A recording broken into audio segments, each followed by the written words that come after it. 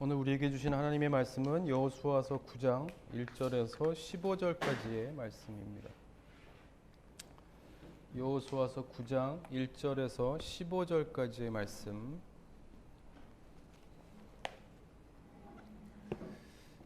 제가 봉독해 드립니다. 성경을 잘 보시고요.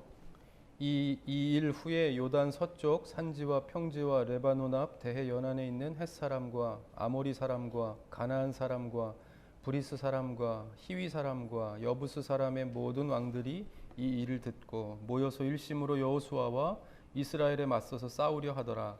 기브온 주민들이 여호수아가 여리고와 아이에 행한 일을 듣고 꾀를 내어 사신의 모양을 꾸미되 헤어진 전대와 헤어지고 찢어져서 기운 가죽 포도주 부대를 나귀에 싣고 그 발에는 낡아서 기운 신을 신고 낡은 옷을 입고 다 마르고 곰팡이가 난 떡을 준비하고 그들이 길갈 진영으로 가서 여호수아에게 이르러 그와 이스라엘 사람들에게 이르되 우리는 먼 나라에서 왔나이다.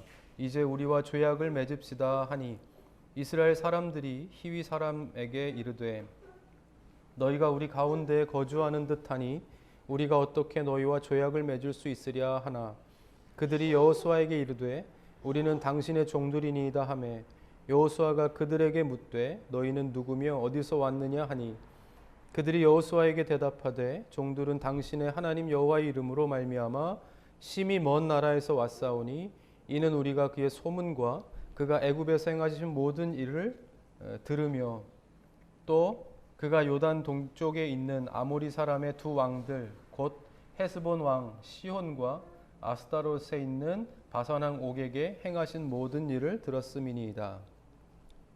그러므로 우리 장로들과 우리나라의 모든 주민이 우리에게 말하여 이르되 너희는 여행할 양식을 손에 가지고 가서 그들을 만나서 그들에게 이르기를 우리는 당신들의 종들이니 이제 우리와 조약을 맺읍시다 하라 하였나이다. 우리의 이 떡은 우리가 당신들에게로 오려고 떠나던 날에 우리들의 집에서 아직도 뜨거운 것을 양식으로 가지고 왔으나 보소서 이제 말랐고 곰팡이가 났으며 또 우리가 포도주를 담은 이 가죽 부대도 새 것이었으나 찢어지게 되었으며 우리의 이 옷과 신도 여행이 매우 길었으므로 낡아졌나이다 한지라.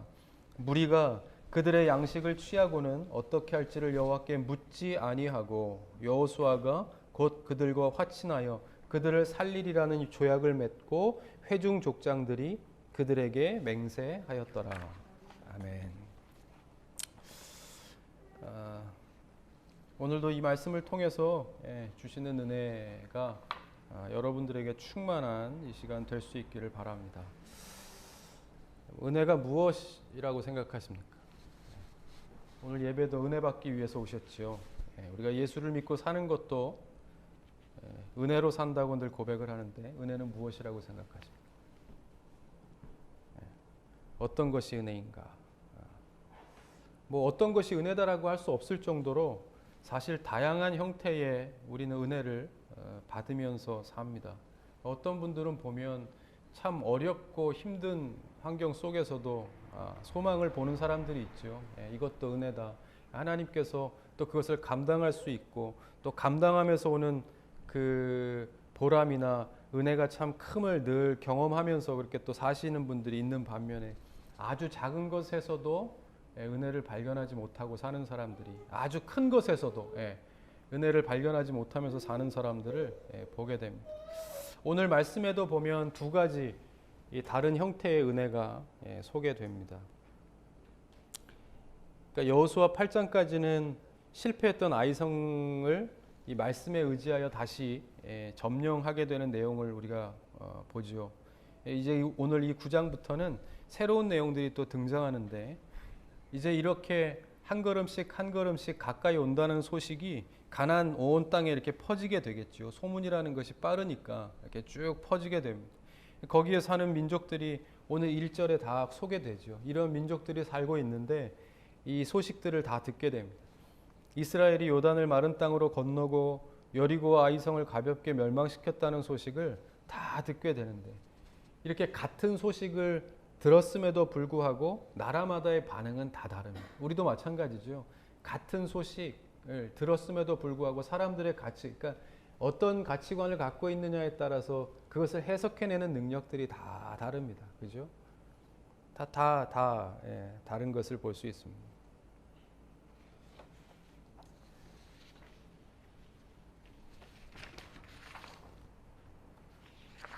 이 오늘 말씀에 보면 한 무리가 이스라엘을 찾아옵니다. 근데 이 무리가 바로 기브온이라고 하는 그런 나라의 민족이죠. 기브온은 본래 매우 강한 성읍이었습니다.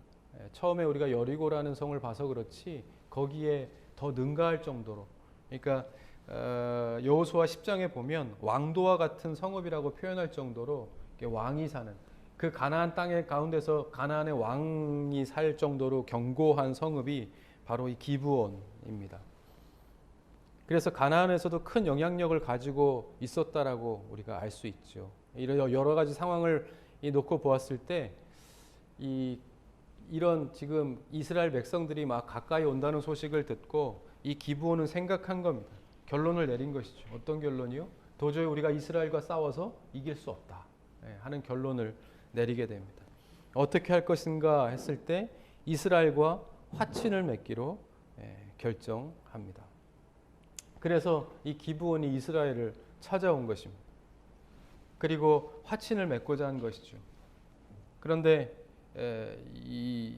이것은 맞는 것인가 볼 때 맞지 않는 것입니다. 그러니까 처음에 원래 하나님께서는 가나안에서, 우리 2페이지로 넘어갑니다. 가나안에서 만나는 모든 족속은 다 멸하라 하셨습니다. 그죠? 그래서 여리고에서도 아간이라는 사람이 다 멸하고 다 불태워라 했을 때 몇 가지를 이렇게 훔쳐낸 것에 대해서 하나님께서 아이성을 통해서 말씀하신 거 아니겠습니까? 그러니까 다 멸하라 하신 것인데, 가나안에서 만나는 모든 민족들은, 성읍들은 다 불태우라고, 다 멸망시키라고 그렇게 말씀하셨는데 기브온이 찾아온 겁니다. 그러니까 4절에 보면 꾀를 내어 사신의 모양을 꾸미되 헤어진 전대와 헤어지고 찢어져서 기운 가죽 포도주 부대를 나귀에 싣고, 그렇게 말합니다. 이게 무슨 말입니까? 속였다는 것. 그러니까 가까이에서 우리가 전쟁의 대상이 아니라 멀리서 그 소식을 듣고 이 은혜를 입고자 찾아온 민족들임을 꾸며낸 것입니다.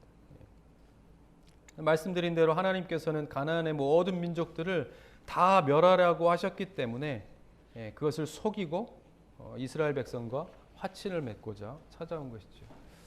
결과적으로 이스라엘 백성들은 이 일로 인해서 하나님의 명령을 거역하게 되는 결과를 만나게 됩니다. 왜요? 이 화친을 맺게 됩니다. 15절에 보죠. 여호수아가 곧 그들과 화친하여 그들을 살리리라는 조약을 맺고 회중 족장들이 그들에게 맹세하였더라. 이렇게 이야기합니다. 그러니까 이렇게 보는데 조금 미심쩍은 것은 있었지만 그래도 이렇게 간곡하게 이야기하니까 이스라엘 백성들이 받아들인 족장들이 화친을 맺기로.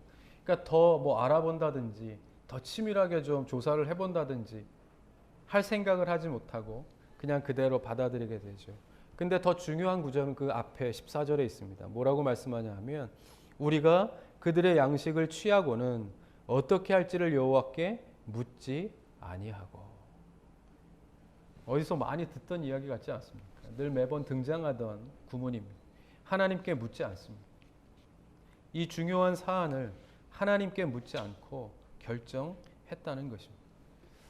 한 번도 가보지 못하고 살아보지 못했던 가나안이라고 하는 하나님께서 허락하신 땅을 걸어가는 하나님의 백성들이 그 한 걸음 한 걸음에 뛰어넘는 실천함에 있어서, 계획함에 있어서, 앞으로의 일에 있어서 하나님 앞에 묻지 않았다는 것.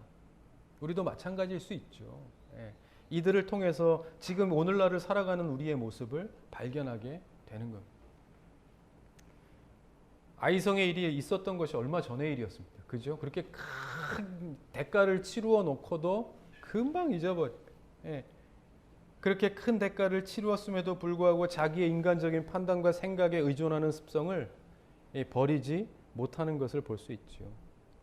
이렇게 우리는 판단과 이 생각의 습관을 쉽게 버리지 못합니다.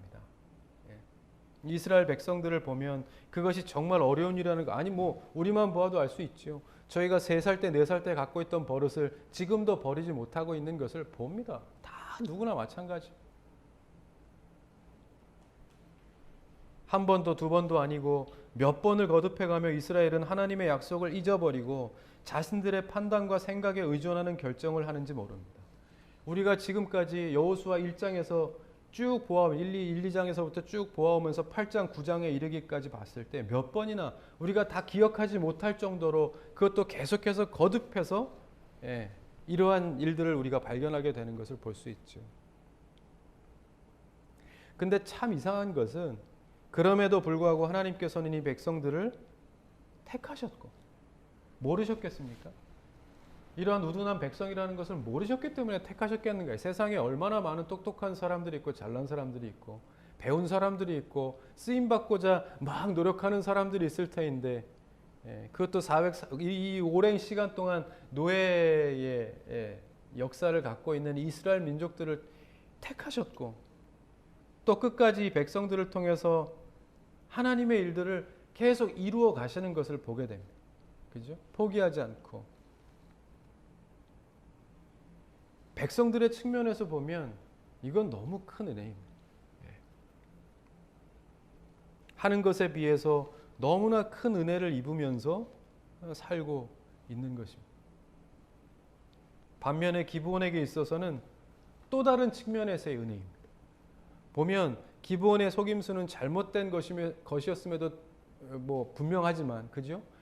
거짓말을 하고 속이는 것은 잘못된 방법이었지만 결과적으로는 이 일로 인해서 기브온은 구원을 얻습니다. 구원을 얻게 됩니다. 마치 멀리서 온 것처럼 꾸미고 속이고 그래서 하나님의 백성들을 처음에 따뜻한 떡을 가지고 출발했다라고 그렇게 이야기하지만 사실은 다 마르고 이게 해서 곰팡이가 쓰인 그게 다 아주 치밀한 계획. 범죄 중에서도 사실 계획적인 범죄가 가장 우발적인 것보다 계획적인 범죄가 더 가중적인 처벌이 있지 않습니까?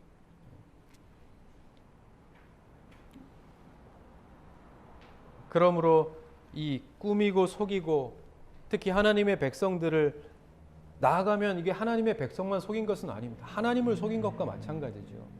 하나님을 속이는 것과 같은 잘못을 저지른 것은 맞지만 결과적으로 그 일로 인해서 기브온은 죽음을 면하게 됩니다. 맞서 싸워 패배하고 멸망당하는 나라들하고는 달리 잘못된 방법이었지만 죽음을 면하고 생명을 보존하는 그야말로 구원을 얻게 됩니다. 그렇다면 거짓말을 하고 속여도 되는가? 그것은 이단의 눈으로 볼 때 이단들이 사실 성경이나 말씀을 보면서 교묘하게 끄집어내는 부분들이 이런 부분들입니다. 이러한 것들을 가지고 합리화해서 이득을 취하고 자신들의 이론을 이렇게 정립하고 이런 것들을 교묘하게 이용하는 것이죠. 분명한 것은 우리가 성경을 볼 때 하나님의 눈으로 하나님의 측면에서 바라보아야 합니다. 제가 앞에도 이야기했듯이 이스라엘 백성들의 측면에서 기브온의 측면에서 우리는 얼마든지 바라볼 수 있지만 그것보다도 더 중요하게 성경이 말하는 것은 하나님의 눈으로 바라보는 것입니다. 거짓을 말하고자 하는 것이 아니라 거짓된 방법이 맞다 하는 것을 이야기하는 것이 아니라 뭐예요? 하나님의 측면에서는 이 모든 것 이해할 수 없는 그러니까 거짓을 말하는 기브온도 거짓의 방법을 통하여 이렇게 나온 기브온도 또 잊어버리고 묻지 않고 결정해버리는 이스라엘의 모습 늘 그래 왔음에도 불구하고 또 묻지 않고 그 습관대로 생각대로 하나님의 뜻을 거역하는 이스라엘의 모습도 이해가 가시죠?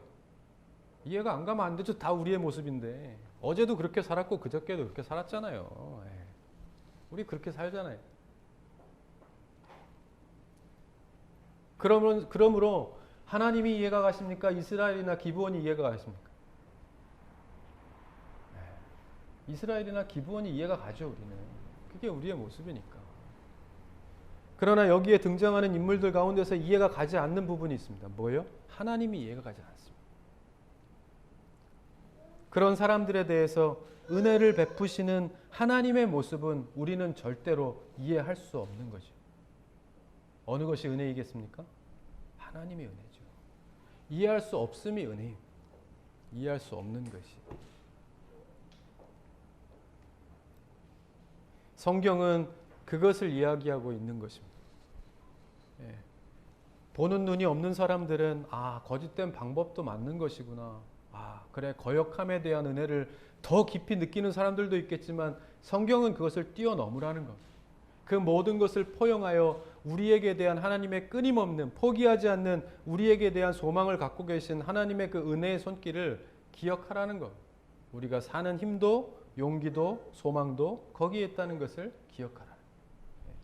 그래서 말씀하시는 거예요. 14절에 다시 보면 무리가 그들의 양식을 취하고는 어떻게 할지를 여호와께 묻지 아니하고, 이렇게 얘기합니다.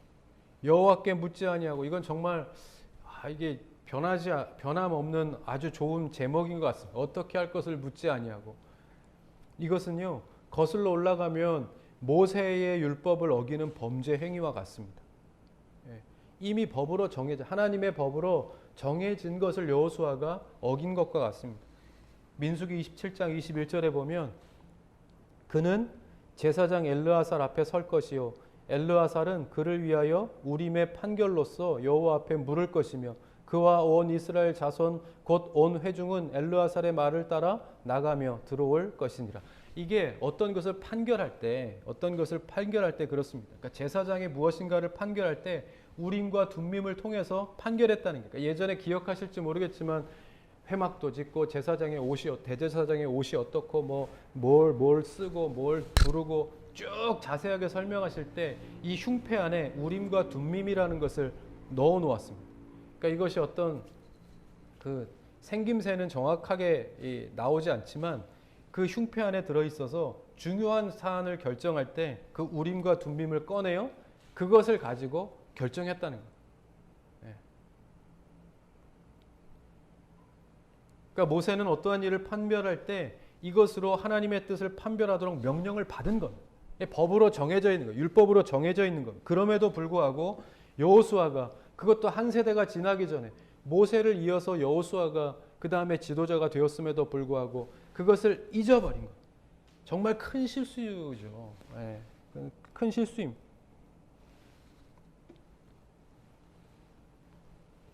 잠깐의 실수라고 할 수 있지만 이렇게 거듭되는 이스라엘의 실수는 그대로 후손들에게 이어집니다. 사사기 2장 2절에서 3절에 이렇게 말씀합니다. 너희는 이 땅의 주민과 언약을 맺지 말며 그들의 제단을 헐라하였거늘 너희가 내 목소리를 듣지 아니하였으니 어찌하여 그리하였느냐. 그러므로 내가 또 말하기를 내가 그들을 너희 앞에서 쫓아내지 아니하리니 그들이 너희 옆구리에 가시가 될 것이며 그들의 신들이 너희에게 올무가 되리라 하였노라. 알죠? 이스라엘 백성들이 살면서 대대로 역사적으로 사사기에도 그렇고 어느 시대이든지 그 섬기는 신, 그 우상, 그리고 괴롭히는 다른 강대한 민족들로부터 얼마나 많은 어려움을 당하면서 사는지 우리는 역사적으로 봐서 알죠.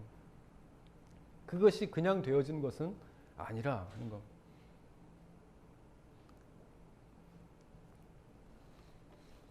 그럼에도 불구하고 하나님께서는 이스라엘 백성들을 향한 그 마음만큼은 우리가 알 수 있죠. 이스라엘에게도 기브온에게도 다 은혜를 주시는 그만한 이유가 있지 않겠는가 하는 것입니다. 야고보서 4장 13절에서 15절 말씀에 이렇게 나옵니다. 들으라 너희 중에 말하기를 오늘이나 내일이나 우리가 어떤 도시에 가서 거기서 1년을 머물며 장사하여 이익을 보리라 하는 자들아 내일 일을 너희가 알지 못하는도다. 너희 생명이 무엇이냐? 너희는 잠깐 보이다가 없어지는 안개니라. 너희가 도리어 말하기를 주의 뜻이면 우리가 살기도 하고 이것이나 저것을 하리라 할 것이 오늘. 이렇게 말합니다. 그러니까 이 말씀을 잘 이해가 안 갈 수 있으니까 세번역 성경으로 한번 제가 읽어드리면 오늘이나 내일 어느 도시에 가서 1년 동안 거기에서 지내며 장사하여 돈을 벌겠다 하는 사람들이요 들으라 하는 겁니다. 아주 큰 나의 삶에 대한 계획이 있는 사람들, 꿈이 있는 사람들, 비전이 있는 사람들 있다고 하면 일단 먼저 들으라는 겁니다. 들으라. 여러분은 내일 일을 알지 못한다. 우리에게 있어서 내일이라는 것이 있겠습니까? 내일 일을 알지 못한다. 여러분의 생명은 무엇이냐? 우리가 그렇게 꿈을 꾸고 희망을 갖고 계획을 가지고 사는 이유는 뭡니까? 생명을 전제로 하는 것. 생명이 있고 그것이 연장되어져서 내일도 모레도 내년도 후년도 있을 것이라는 전제 하에 가는 것인데, 거기에서 우리가 잊어버리는, 간과하는 아주 중요한 것이 있다는 것. 아주 중요한 것. 여러분은 잠깐 나타났다가 사라져버리는 안개에 지나지 않다는 것. 그 주인은 누구라고요? 하나님이시라는 것이. 도리어 여러분은 이렇게 말해야, 그렇다면 그것을 안다고 하면 도리어 이렇게 말해야 할 것입니다. 주님께서 원하시면 우리가 살 것이고 또 이런 일이나 저런 일을 할 것입니다. 무슨 말입니까? 우리가 내일이고 내년이고 앞으로의 계획에 대해서 말할 때 그 소망을 이루시는 분은 하나님이심을 기억하라는 것입니다. 하나님이 우리의 주인이십니다. 그러므로 은혜 받은 자의 고백은 이러해야 한다는 거예요. 은혜 받은 자. 이것이 바로 우리에게 은혜를 주시는 이유입니다. 주님께서 원하시면 우리가 살 것이고 또 그로 인하여 이 일도 하고 저 일도 하게 될 것이라. 이것이 꼭 여러 가지 전제가 깔려 있지요. 그것이 꼭 내 마음에 드는 것일 수도 있고 들지 않는 것일 수도 있습니다. 예를 들면 선교지에 나가 있는 모든 사람들이 다 가고 싶어서 갔겠습니까? 그 아이들에게 좋은 것 먹이고 이렇게 좋은 환경 속에서 교육을 시키고 하고 싶지만 그렇지 않고 하나님께서 부르시니까, 하나님께서 그렇게 살기를 바라시니까 끝내는 순종하며 나가는 사람들이 있죠. 이 일이든 저 일이든 주님께서 원하시는 것을 먼저 해야 되는 것을 아니까, 그것이 중요하다는 것을 아니까 따라가는 것입니다. 이것이 우리에게 은혜를 주시는 이유입니다. 은혜는 이렇게 쓰라고 주시는 것, 이렇게 살라고 하나님께서 우리에게 오늘도 은혜를 주시는 것. 반대로 말하면 우리가 하나님 앞에 은혜를 구한다고 하면 이렇게 살기 위하여 구하라는 것.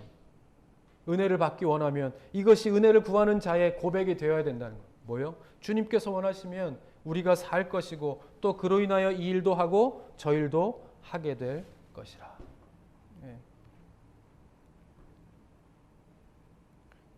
사랑하는 여러분, 내게 은혜를 주시는 이유가 무엇입니까? 오늘도 예배에 은혜 받기 위해서 나오셨죠. 은혜 받기. 시간이 돼서 나오신 분들은 빼놓고 은혜 받기 위해서, 오늘도 주일이기 때문에 예배 드리기 위해서 오신 분들, 무엇 때문에 내게 은혜를 주셔야 한다고 생각하십니까? 내가 왜 은혜를 받아야 된다고 생각하십니까? 성경은 주님이 원하시는 대로 살아가기 위해서라고 말씀합니다. 나는 주님을 위해서 원하시는 대로 살고 있는가? 그러므로 우리는 주님께서 원하시는 것이 무엇인지 물어야 합니다. 근데 여호수아는 묻지 않았다. 성경은 그것을 이야기하고 있는 거죠. 다른 어떤 것보다 중요한 순간 하나님 앞에 묻지 않았다 하는 것을 말씀하고 있는 겁니다. 하나님 앞에 묻고 늘 거듭하며 하나님의 길을 벗어났지만 그래도 다시 돌이켜 영원한 땅을 개척해 나갔던 사람들처럼 하나님께서는 지금 이 순간 우리에게 이러한 고백이 있다고 하면 이 백성들처럼 포기하지 않는 하나님의 구원의 손길로 우리의 삶을 인도하여 주실 줄 믿습니다. 그러한 믿음으로 우리가 처해 있는 환경은 또 당해 있는 상황은 다 다를지라도 하나님께서 은혜를 주시는 이유는 한 가지, 여러 가지 흩어져 있던 믿음의 눈으로 하나님을 바라보고, 오늘도 왜 은혜를 구하는가? 그 은혜는 하나님의 뜻을 이루기 위함이 있지 않고 오늘도 있는 자리에서 은혜 가운데 살아가는 저와 여러분 되시기를 바랍니다. 같이 한번 기도하십시다. 기도할 때 우리는 그 받은 은혜대로 살고 있는지, 또 오늘도 주신 은혜가 있다면 그것을 잊지 않고 중요한 순간 하나님 앞에 물음을 잊어버리고 나아갔던 이스라엘 백성들처럼 되지 아니하고 우리가 늘 하나님 앞에 묻고, 주님께서 우리 한 사람 한 사람을 향하신 하나님의 계획이 다 있으실 터인데 거기에 합당한 부르심대로 오늘도 살아가는 내가 될 수 있도록 하나님 인도하여 주시옵소서. 우리 같이 한번 오늘 주신 말씀 기억하면서 같이 한번 기도하십시다. 함께 기도합니다.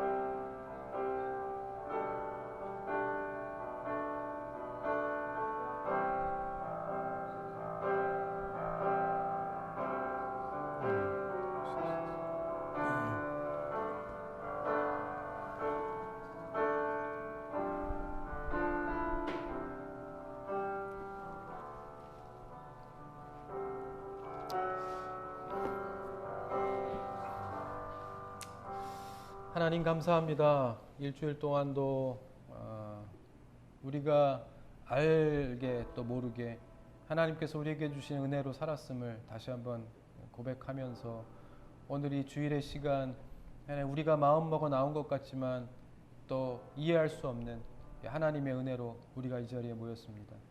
오늘도 주님 이 말씀을 통해서 말씀은 살아있으므로 그 말씀을 듣는 우리 각자에게 하나님께서 주시고자 했던 또 채우시고자 했던 주의 살아있는 은혜로 또 채워주셨을 줄 믿고 하나님 그 은혜를 받은 자 우리 모두가 다 있는 자리 또 살아가야 될 자리로 나아가서 그 은혜에 맞는 삶 사는 저희 모두가 될 수 있도록 하나님 인도하여 주시옵소서. 모든 것들이 다 하나님의 손에 달려있고 또 하나님께서 이미 우리 각자를 향하신 모든 계획들을 다 갖고 계시는 줄 믿습니다. 우리가 그것을 묻고 또 하나님의 뜻에 순종하여 나아갈 때 늘 잊어버리고 거역하는 삶 속에서도 하나님의 거룩한 땅을 정복해가는 그러한 민족들로 하나님께서 사용해 주신 것처럼 우리 또한 이 땅 가운데서 그렇게 하나님의 복음의 역할들을 잘 감당하는 하나님의 성도들로 또 하나님의 교회로 세움받기를 원합니다. 하나님 이제 말씀을 가지고 또 삶으로 나아갑니다. 하나님 성도들 한 사람 한 사람 주께서 지켜주시고 먹고 자고 입고 일어나는 것들 뿐만이 아니라 코로나와 여러 가지 일들로 참으로 어렵다 이야기하는 이 세상 가운데서도 늘 하나님 주시는 은혜의 흐름 가운데 잘 살아갈 수 있도록 하나님께서 인도하여 주시고 또 영상으로 예배를 드리고 있는 모든 가정들을 주님께서 기억하여 주셔서 하나님의 한량없는 지키심과 보호하심과 은혜 가운데 우리도 하나님의 그 은혜 가운데 산다 고백함이 모든 가정들의 입술을 통하여 떠나지 않는 고백이 될 수 있도록 하나님 인도하여 주시옵소서. 오늘도 하나님의 이해할 수 없는 은혜를 기억합니다. 아버지 오늘도 그 은혜를 구하며 이 자리에 나와 예배하는 모든 성도들을 주께서 기억하여 주시고 아버지 이제 또 나아가서 우리가 살아가는 시간 동안에 동행하여 주시는 주의 그 보호하심의 손길 가운데 늘 감사의 삶을 사는 우리 모두가 될 수 있도록 하나님 인도하여 주옵소서. 이제는 우리 주 예수 그리스도의 은혜와 아버지 하나님의 극진하신 사랑하심과 성령님의 감화감동 역사 충만하심이 오늘도 이 자리에 나와 예배하는 모든 성도들 그리고 영상을 통해서 예배하는 모든 성도들 하나님께서 어떤 형편과 처지에 있는지 더 잘 아시는 줄 압니다. 하나님 거기에 꼭 맞는 은혜로 산다 고백하는 늘 성도들 될 수 있도록 인도하여 주시고 각 가정이 믿음으로 더욱더 충만한 삶 살게 주님 인도하여 주옵소서. 소원하고 돌아가는 주의 성도들 위해 이제로부터 영원까지 함께 하시옵기를 간절히 축원하옵나이다. 아멘.